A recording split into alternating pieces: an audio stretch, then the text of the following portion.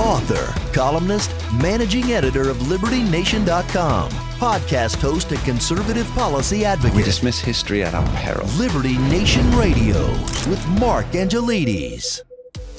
Afghanistan back in the hands of the Taliban. President Joe Biden beset on all sides. Inflation and the cost of living run rampant. And gun rights about to face an historic reckoning. Welcome back to Liberty Nation Radio, right here on the Radio American Network. We have a huge show for you this week, packed to the rafters with special guests, insight, analysis, and hopefully more than a little fun. I'm your host, Mark Angelides, and today we'll be joined by longtime host of this show, Tim Donner, to discuss how America can recover from the stain inflicted by President Joe's actions. Andrew Moran will help us cut through the Jordan knot of the car crash economy using his Solomon-like economic analysis.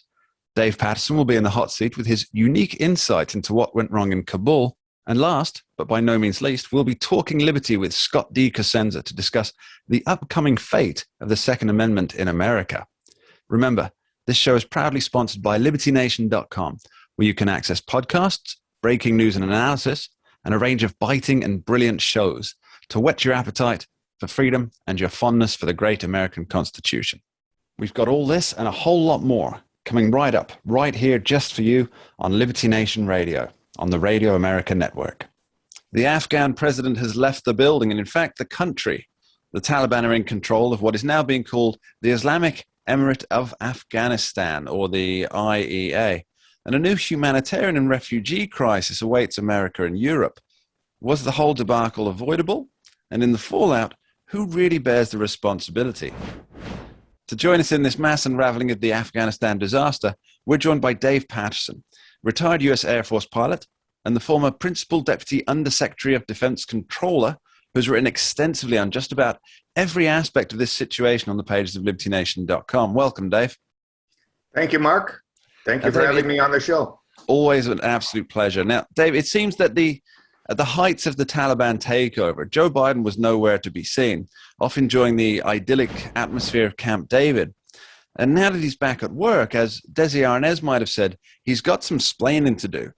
I want to play a short clip for you, Dave, of a July 8th presser that President Biden gave and get your opinion on it. Is the Taliban takeover of Afghanistan now inevitable? No, it is not. Because you have the Afghan troops have 300,000 well-equipped as any army in the world, and an air force against something like 75,000 Taliban. It is not inevitable. Mr. President, thank you very much. Your own intelligence community has assessed that the Afghan government will likely collapse. That is not true. Can you please clarify what they have told you about whether that will happen or not? That is not true. They did not reach that conclusion. So what is the level of confidence that they have that it will not collapse?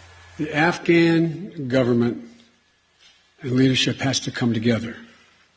They clearly have the capacity to sustain the government in place. And do you see any parallels between this withdrawal and what happened in Vietnam, with some people feeling... None whatsoever. Zero. What you had entire brigades breaking through the gates of our embassy. 6, if I'm not mistaken. The Taliban is not the North Vietnamese army. They're not remotely comparable in terms of capability. There's going to be no circumstance where you see people being lifted off the roof of a embassy of the United States from Afghanistan. It is not at all comparable. So the question now is, where do they go from here? That the jury is still out. But the likelihood there's going to be the Taliban overrunning everything and owning the whole country is highly unlikely. This is emblematic of the progressives' way of looking at the world. They see the world and all of the dangers in it the way they wished it were. It is not like that.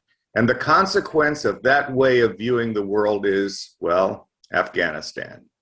How could he get this so wrong? I mean, surely he has a team of highly trained, experienced experts and professionals around him to not only guide him down the right policy path, but to guide him in what he should and should not be saying. How did it go so wrong? Well, I think that perhaps the assumption that he's surrounded by highly experienced, competent experts may be a stretch. So it's my fault. There we go. Problem solved. No, please carry on, Dave. No, and I mean, everybody that he has surrounding him parrots the goofy stuff he says. And for a long time, so did the media. But I think the media, as we experienced on Sunday the 15th, on the morning talk shows, perhaps have gotten some religion. Absolutely. Specifically, I think you're referring to Jake Tapper's evisceration of Secretary of State Antony Blinken. Yes, Mr. Tapper was having none of the excuses and really held Blinken's feet to the fire, as everyone should. All right, now, Dave, after the Bay of Pigs catastrophe in 1961, President John F. Kennedy, he surprised everyone and took responsibility. And now this is quite a watershed moment, some would say. He said, I've said as much as I can feel can be usefully said by me in regard to the events of the past few days. Further statements, detailed discussions, and not to conceal responsibility, because I'm the responsible officer of the government, he said. Now, his approval rating went up after this admission. Do you think Biden has the backbone to do the same?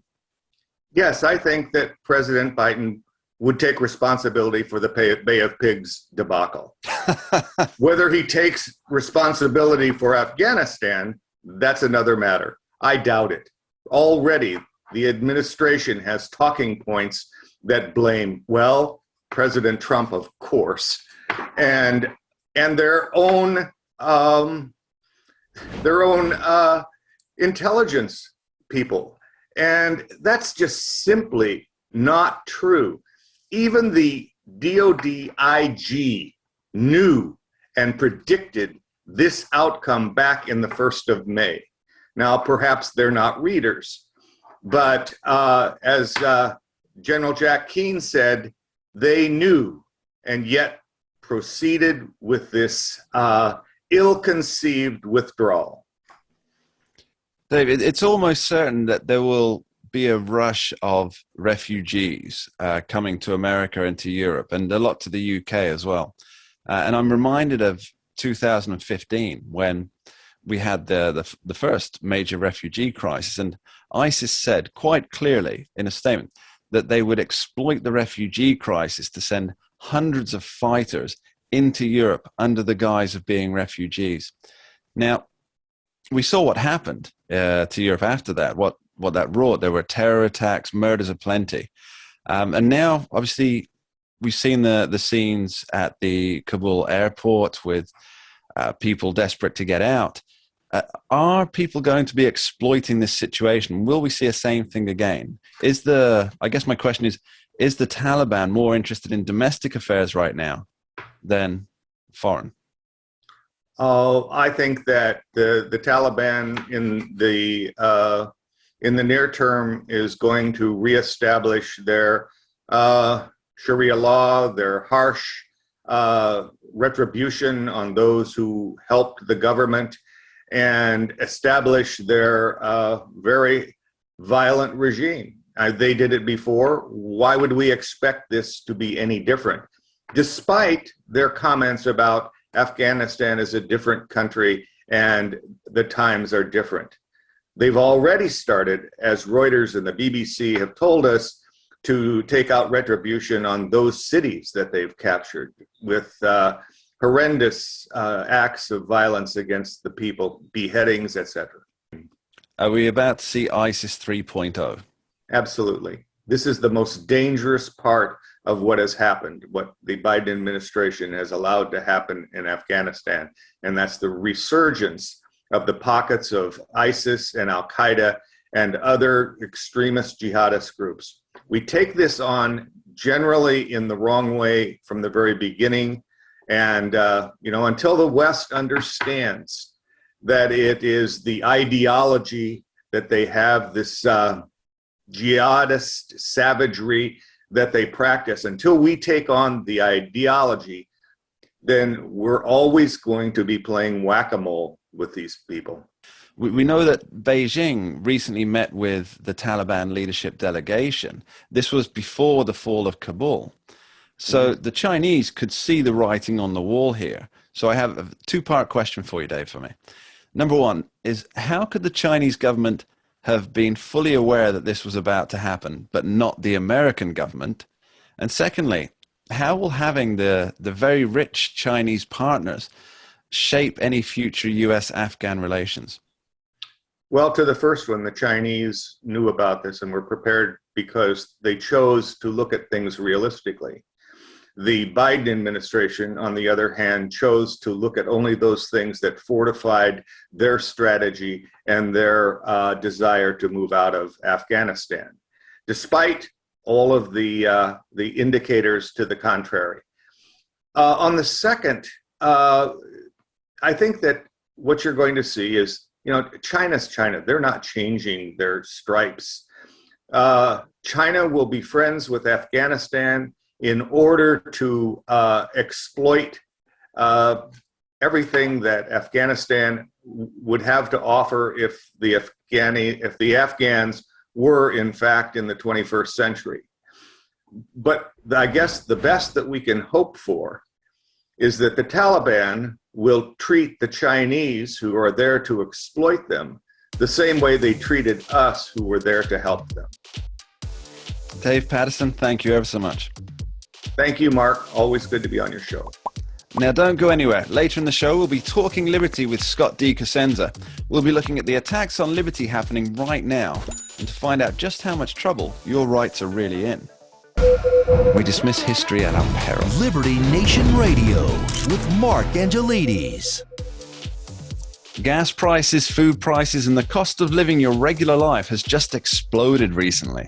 And it looks like inflation might be here to stay. What plans does the government have to ease this burden? Will Team Biden start putting measures in place to allow the economy to recover? Or will the printing presses be fired up just one more time to roll out yet another stimulus check? To help us read the fiscal tea leaves, we're joined by economics guru Andrew Moran. Welcome, Andrew. Thank you for having me.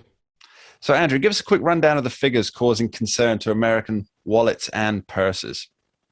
Well, there are many numbers to comb through that's causing this consternation. You have the July annual inflation rate coming in higher than expected at 5.4%.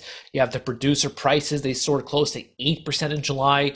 The key inflation indicator that the Federal Reserve monitors to judge its monetary policy, which is the Personal Consumer Expenditure Price Index, or PCE price index, try saying that 10 times fast, that climbed at its fastest gain in 30 years at 3.5%. So you have a lot of these broad numbers that are concerning. And then when you dive deeper into these numbers, you have gasoline prices. Before we dive deeper into those numbers, Andrew, yes, sir. Just for us mere humans not versed in the magic and mythos of economics, what do those numbers actually mean for you and I?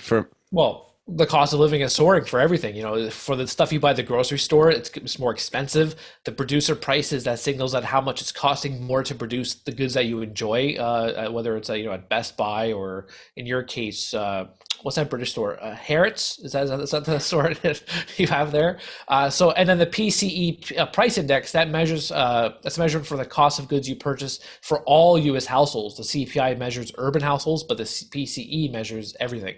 And then, as I was saying, you have the gasoline that's up 45% from last year. You have food prices. The cost of meat, for instance, is up 6% from last year. It's costing more to buy and rent a home. New vehicles and used cars are soaring in double digits. So when you factor in all of these measurements, it's quite concerning to be an American today, especially if you're in the low and middle income brackets. When you talk about the gasoline prices, Andrew, I can't help thinking of the policies that we've seen over the last 7 months. So we went from a position where America was, for many months of the year, energy independent. Now, it's important to delineate that wasn't energy independent for the entire period, but for many months of the year, America was energy independent. That seems to have gone by the wayside now. That's now a thing of the past. And we've had the Keystone XL pipeline contracts cancelled. It almost seems as though if one were of a more conspiratorial bent, it would be that somebody's trying to decimate the energy markets. What are your thoughts?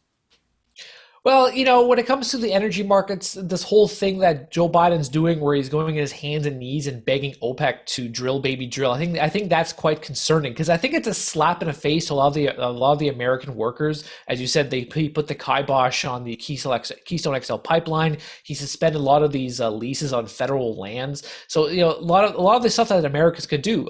Texas Governor Greg Abbott, he recently issued a statement saying that, look, if you want oil to come out, Texas can do it. Texas can get these tens of thousands of barrels extra per day. OPEC, they said that they're going to pump out 400,000 barrels per day, and that's not happy. The White House is not happy about that. They want more. By how much, I don't know, but they're so desperate to keep a lid on the higher gasoline prices that they're willing to look to foreign markets to do this. Now, one thing I also find interesting about the Joe Biden OPEC situation is that, what about climate change emissions? The whole thing of why he put the kibosh on Keystone and suspended the federal leases and joined Paris Accord was because of climate change. What changed? Oh yeah, desperation to cut down on price inflation. Andrew, surely you must understand that that's a problem for tomorrow, Joe Biden, not today, Joe Biden. Yep. Okay, Andrew, it seems that all this spending coming down the road, you mentioned earlier about the $3.5 billion human infrastructure. Trillion human infrastructure plan.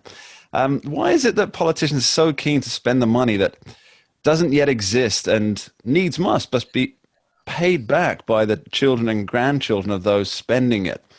So if this package does go through, I guess the question is, would it actually generate a return on investment? Well, I think for that kind of answer, you need a 5,000-word dissertation on the hypothesis. You've got 20 seconds. But when it comes to having your children and grandchildren pay for it, I mean, we've heard this song and dance for so long that the politicians, they've mastered it. It's not going to be your children and grandchildren paying for it. It's going to be your great-great-great-grandchildren who suffer from the consequences of today. That's how great politicians are doing it.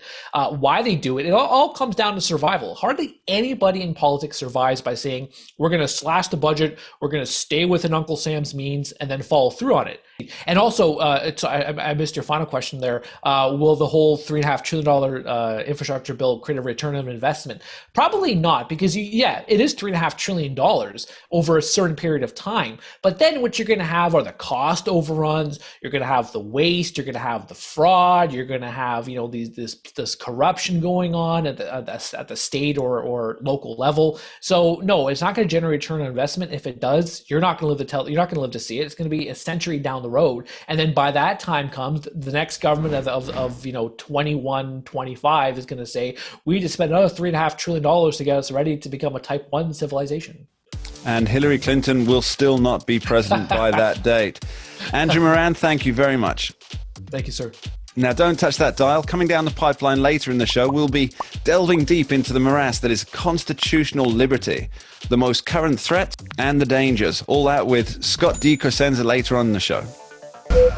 We dismiss history at our peril. Liberty Nation Radio with Mark Angelides. And welcome back to Liberty Nation Radio. It seems that President Biden is lurching from crisis to crisis, both at home and abroad, and is unable to catch a break. The question is, are these problems all of his own making?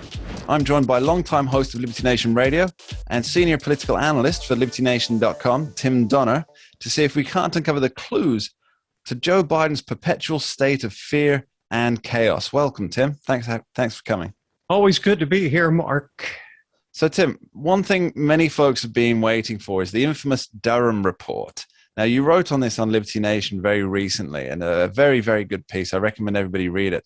But you wrote that promises had been made again and again for the Durham report, and they've never come to fruition. But is it too late to matter? And what outcomes do you expect if and when it finally comes? Well, Mark, the whole point is that it is too late to matter. That's apparently what was intended, to just stall this thing so long that it would go past the election, which it would affect the 2020 presidential election. Of course, it's too late to matter. Would you expect the outcome to be any different ultimately? We hoped it would be, but this is sort of final confirmation of how impossible it is, Mark, to ultimately break the grip of the political establishment. You know, it seemed that as this thing about Trump and Russia seemed to grow into something that took on a life of its own, regardless of whether it was true or not, there was one guy who we thought might be, if anybody could get to the heart of the matter and tell us what happened with credibility, it was Bill Barr. I mean, he was a guy who was a DC veteran, you know, conservative stalwart. If anybody could get to the truth, it was him. Well, he did nothing in the Durham investigation, which he empowered, has now gone on for more than 3 years. And for the point of comparison, the Mueller investigation was 2 years. It's an insult to Trump voters to come out now and say, hey, the report's about to come out.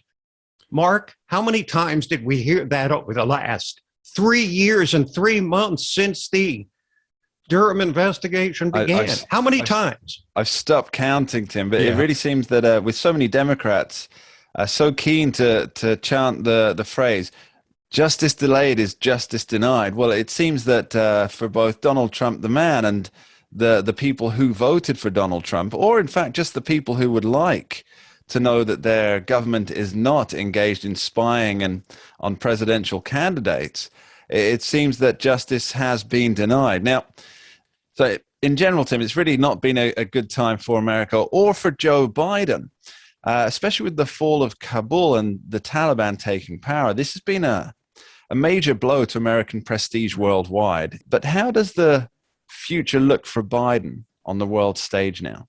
Well, there's no way to understate the horrors of what's going on in Kabul. It looks more like Saigon 1975 every day. Another subject I wrote about. Together with the border crisis on our southern border, this is Biden's legacy right now. And the irony, Mark, is that the only thing that's likely to save Biden is a return to the Trump policies that he overthrew, both in Afghanistan and on the southern border in Afghanistan. Trump was in the process of negotiating with the Taliban, but I don't think there's anybody in the country with any degree of intellectual honesty who believes that Trump would allow to happen what's happening now under his successor, Joe Biden. I mean, it's a disaster. It's irreversible in the march of history. These images will be there forever, tied together to the end of the Vietnam War and the shame of it all. And Iraq and Afghanistan come to a crashing halt. 20 years of blood and treasure. And we're right back to where we started. It's the same thing. It's the same Taliban that we unseated after 9/11. And here they are 20 years later, they're back, which is bad enough. But the humiliation of being chased out, of refugees hanging on helicopters, the worst case scenario, is all happening right before our eyes. And the thing about it, Mark, is that it was so avoidable. There were so many strategies that could have been employed for getting our people and refugees out safely. And now he withdraws every troop on the ground, and now we'll have to send back 2, 3, 4 times as many to try and salvage a disastrous situation. It's going to be a long time before he gets over it, and I suspect that he will go down with Jimmy Carter and the failed rescue attempt of Iranian hostages in 1980 is one of the most futile acts of foreign policy in American history. The only hope Joe Biden has is that the media will protect him. But how far can they even go? So we've actually, speaking of this particular situation, we've seen plenty of stories pointing out that Donald Trump had also planned to withdraw troops. But as you pointed out earlier, Tim, it's quite obvious that Donald Trump, if he'd have seen one city fall, he would have sent in the planes pretty much straight away.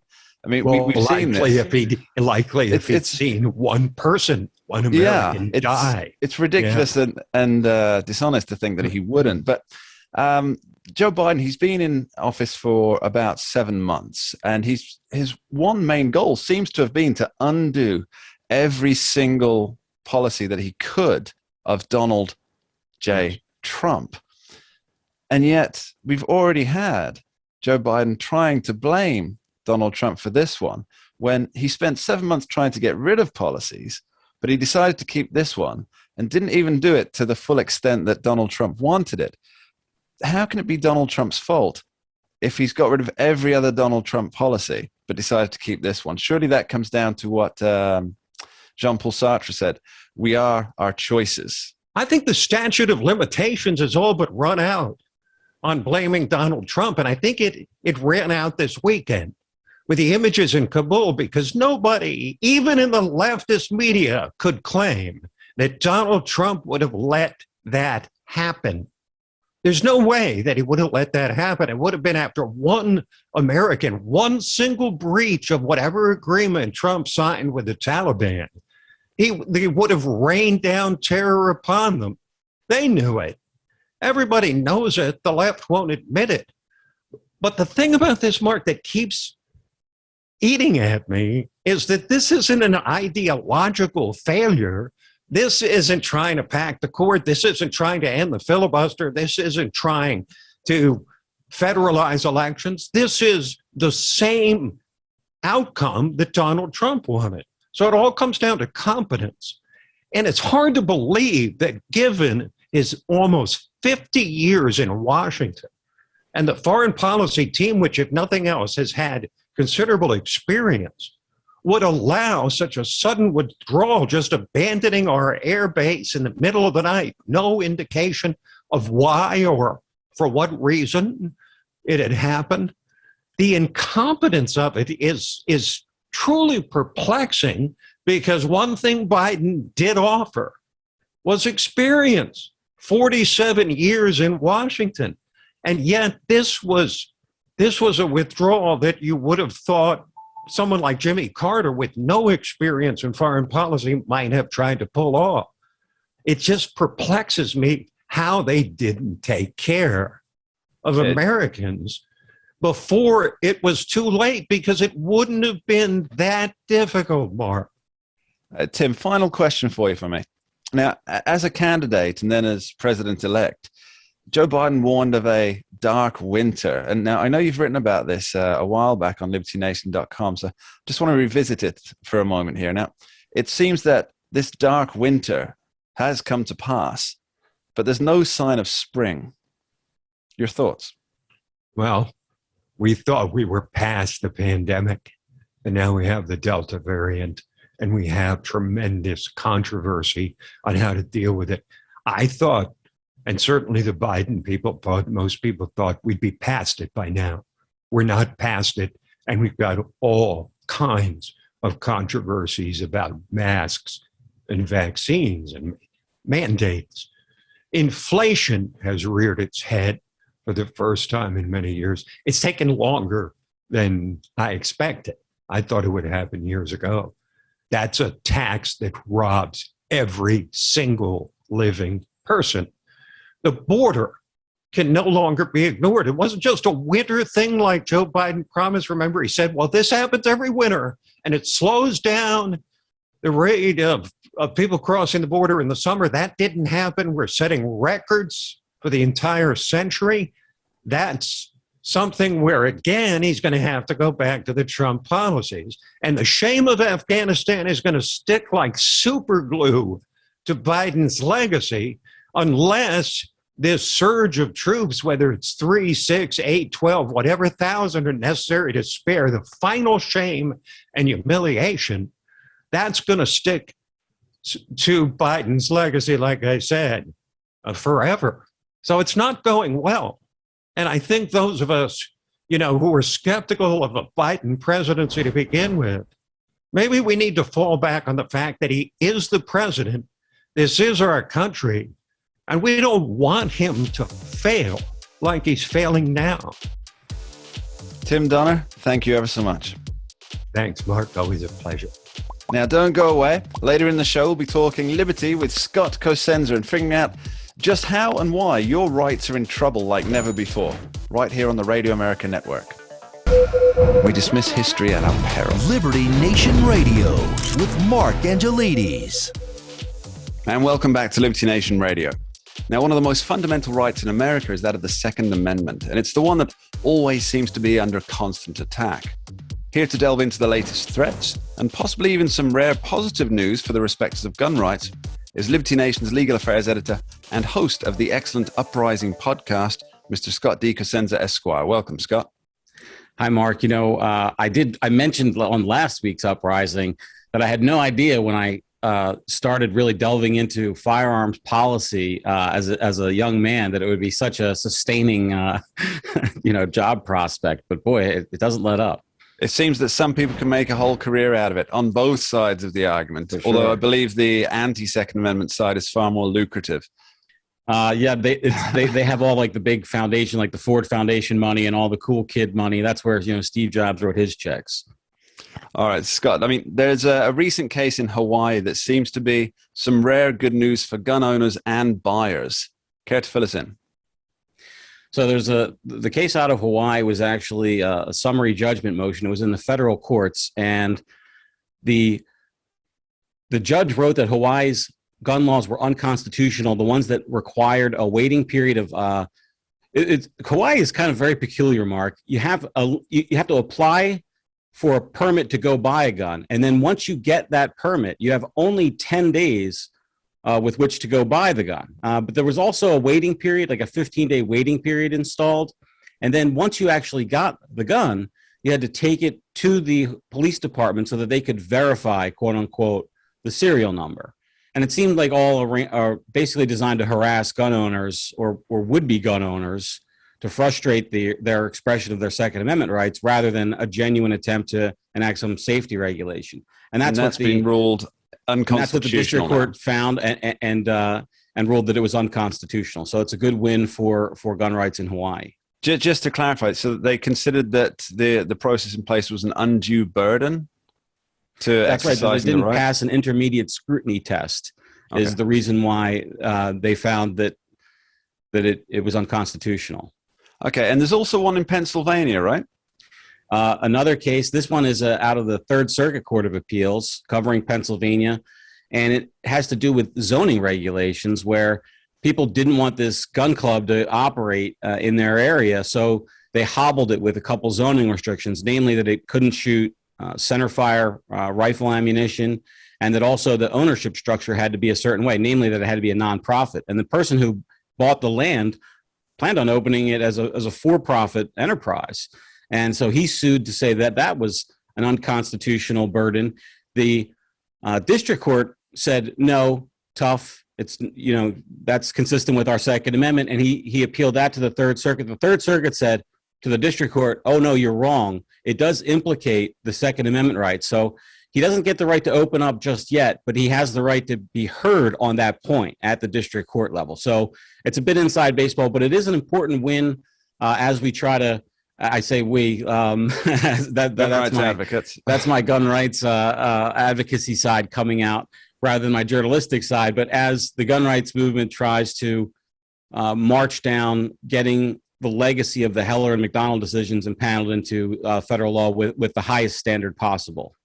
Well, now that you mentioned the Heller and McDonald, which are, I guess they're the two big markings for the Second Amendment in recent years. Now, there's the Supreme Court has given a date, haven't they, on it's the New York Rifle and Pistol Association case, meaning that we could get a ruling this year. And this, from reading your material on libertynation.com, oddly enough, I understand that this is this could be of the scope of Heller and McDonald. So, what are the details? And more importantly, I think for our listeners, what are the ramifications if enough justices decide to back the Pistol Association?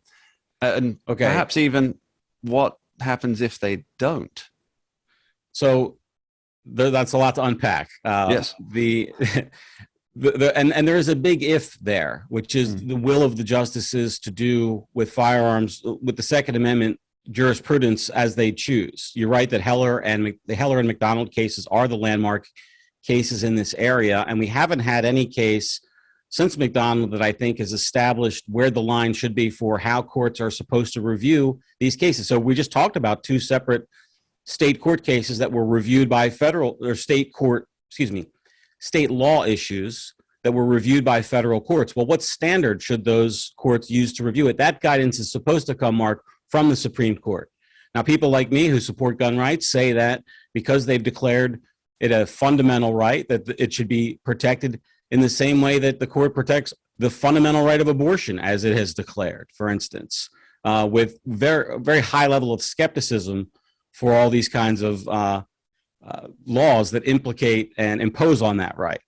So that's what's at stake potentially with the New York State Rifle and Pistol Association, that they could articulate a broad standard, and that could go either way. Like you say, for instance, it's not a guarantee that just because Donald Trump appointed a few justices that they're going to be a pro-gun court with some kind of bright line ruling. They could go the opposite way, but there is that kind of potential in the air, I think, with this rifle and pistol case, which is going to be argued November the 3rd, by the way, and that's why there's kind of an urgency renewed about the case.